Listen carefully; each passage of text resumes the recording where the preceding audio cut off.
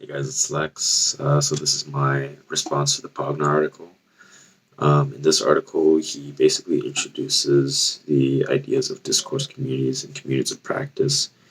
He sort of explains that these communities are a feedback loop where the give and take of knowledge first creates the community, and then um, the writing conventions of those communities act as a blanket for authors to use, like terms and genre conventions, um, to use to better communicate with each other.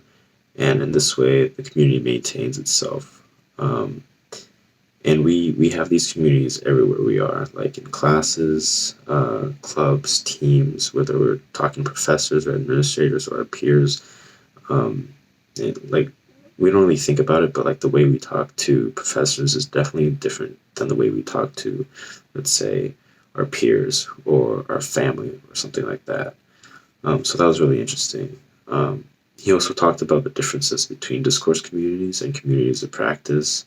Both communities are really similar in that they are made of people with similar interests and expertise, but discourse communities are mostly focused on text and language to allow members to communicate effectively.